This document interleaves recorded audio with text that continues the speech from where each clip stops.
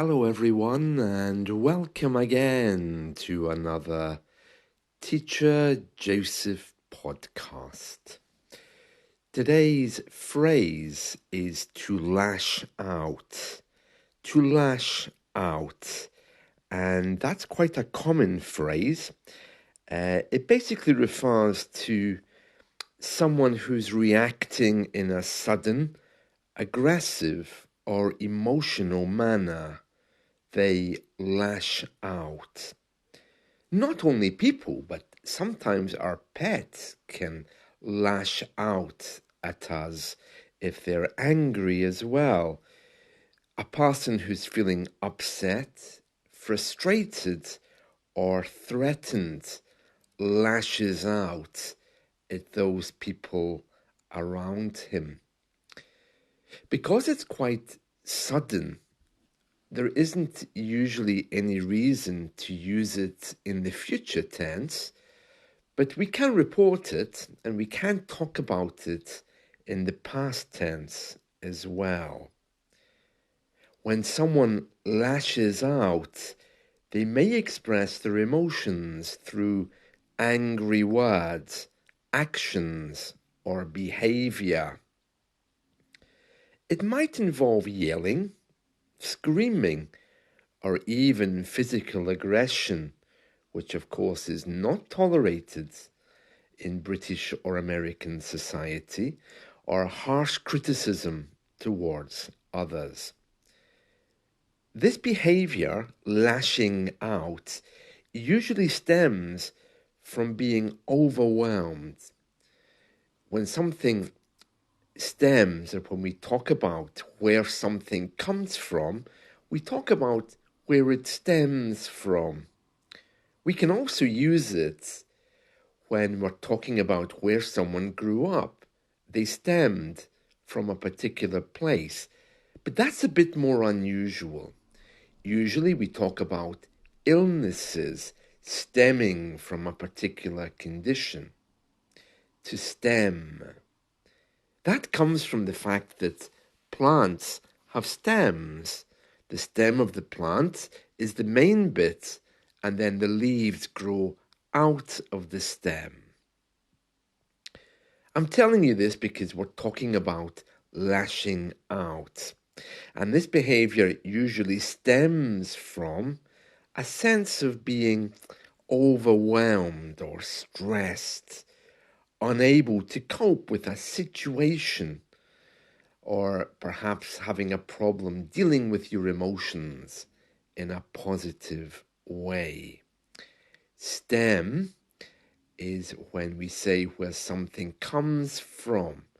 So, for example, if someone is lashing out all the time, we can say, well, that stems from a bad childhood. It's just where it's coming from. Maybe we could say that a person who has problems in their life would explain the reason why they lash out at everyone. That's where it stems from. Let's look at some examples. So, let's see now. So, John lashed out at his colleague during the meeting, yelling about constant mistakes. Yeah, lashing out is not really suitable for a business environment.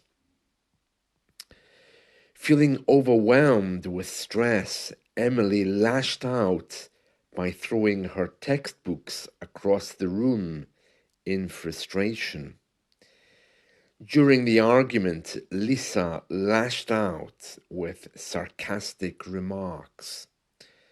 Now, of course, what you define as being lashing out and what I might call lashing out may be two different things, because if I get offended really easily, I could say, oh, my boss, John, he lashed out at me without any reason. It might be lashing out in my mind, but it might not be lashing out in your mind. It might just be a simple disagreement.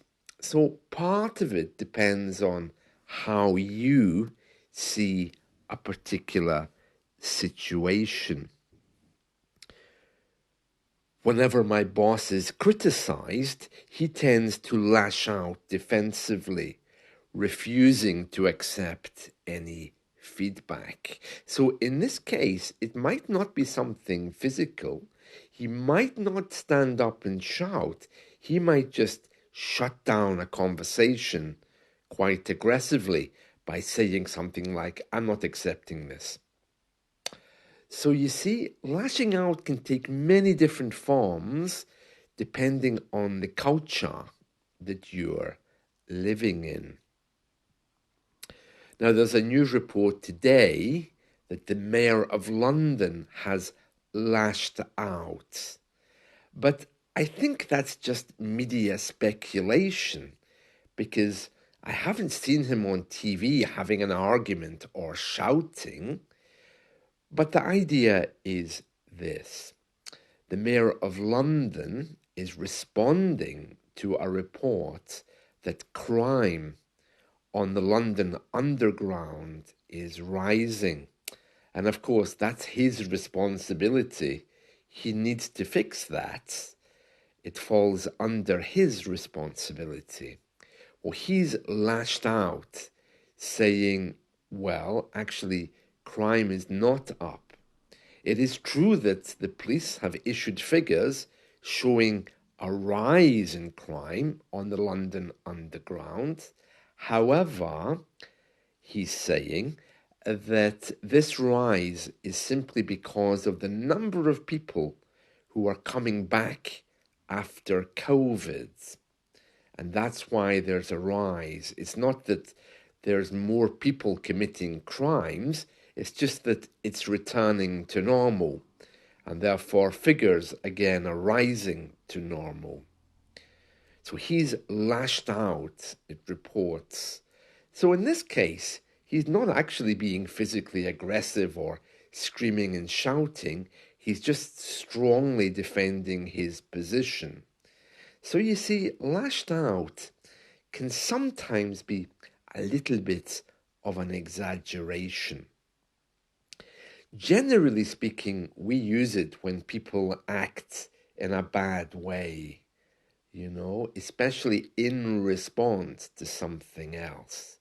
So if somebody says something to you, like makes a personal remark, you might instantly be defensive and say, "Oi, who do you think you're talking to? Skedaddle," before I call the police. Skedaddle is another word that we spoke about. It means go, shoo, shoo. That's what I do when I meet people who use double negatives. I say, shoo, double negatives. I don't want to hear you or see you. Skedaddle, go away, shoo. So you see, lashing out can take many different forms. Some of them are quite polite, but maybe just a little bit more than the usual polite response, maybe bordering on aggressive. And lashing out can also mean a physical attack, completely unprovoked, which may even be a criminal act. But either way, it's usually a response to something. It stems from somewhere, because people don't usually act that way, do they? Anyway, I see that somebody was harmed outside one of our metro stations in London yesterday. So I'm not sure about the Mayor of London's comments lashing out. He was saying that the metro is still very, very safe. Well, that is true that it's probably safer than other countries in the world, but unlike countries, for example, Spain, I noticed in Barcelona, they have guards on the trains who walk through the trains and metros with dogs, and they have men with truncheons, policemen who carry those big batons In the UK, we call them truncheons, and they're not afraid to use them. I remember once when I was living in Spain, a policeman came to the platform and everyone just disappeared.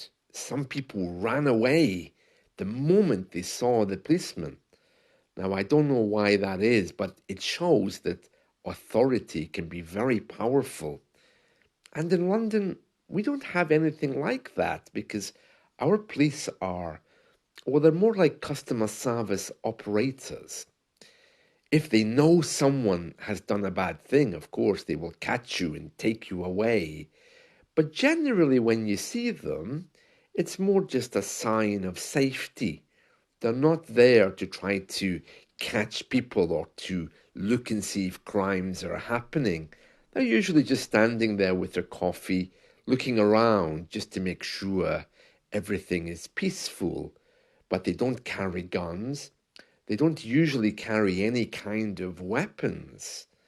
And they're generally quite calm. I remember back in the 1980s on the metro system in London when I was a teenager, some people felt that the metro wasn't really very safe. And so they created a team of vigilantes. This team of vigilantes became very famous and well known. That was something that started in New York and found its way to London. People wearing red hats, they were called the Red Berets. Berets.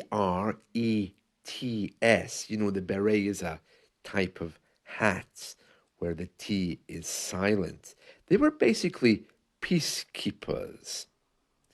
Well, they were called the Guardian Angels, and it was quite successful in America, but it really didn't become popular in the UK.